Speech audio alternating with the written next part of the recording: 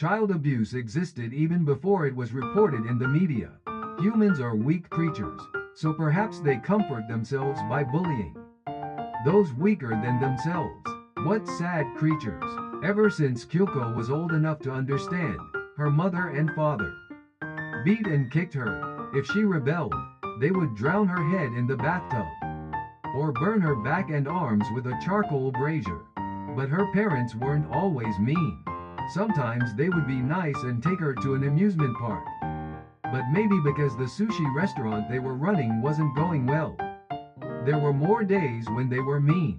The first time Kyoko thought about running away from home was in the first grade of elementary school, when she was found crying on the street and brought back by a policeman from the local police box. After that, she tried to run away from home several times, but she was always brought back by the policeman or a neighbor. And it was in the third year of junior high school that she finally ran away from home. At that time, Kyoko was seriously considering suicide. This was because her father's attitude towards her had been strange for the past few months. No matter how you looked at it, his father no longer looked at his daughter, but instead looked at a woman. Sometimes he would touch her body, hug her and try to take off her clothes. She managed to shake him off and run away, but she couldn't talk to anyone about being raped by her own father. On top of that, even her mother began to look at Kyoko with jealousy, saying, "Don't get cocky just because you're young." So she was at a loss for what to do. Kyoko, who was thinking of suicide, posted about her situation on the radio. She posted on the radio because she didn't want someone she knew to see it on TV.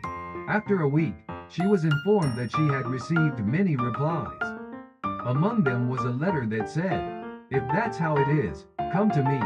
She called the radio station and asked for the person's contact information. The aunt was 60 years old. She made a living by caring for people at a nursing home. She had been married once, but divorced and lived alone.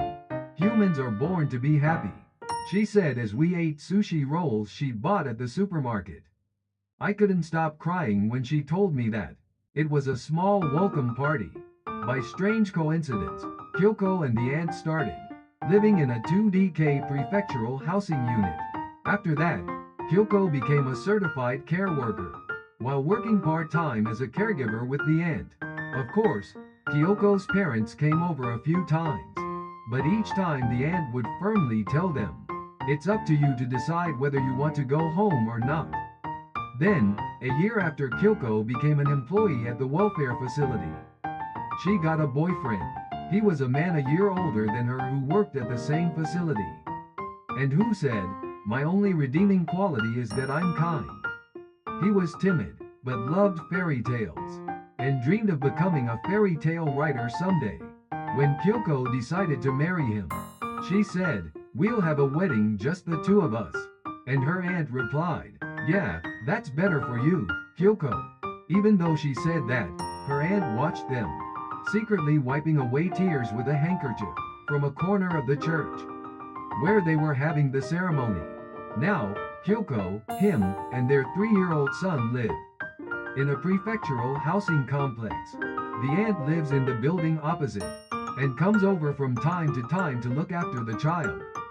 The child calls her aunt Grandma, and before she knew it, Kyoko had started calling her Mom.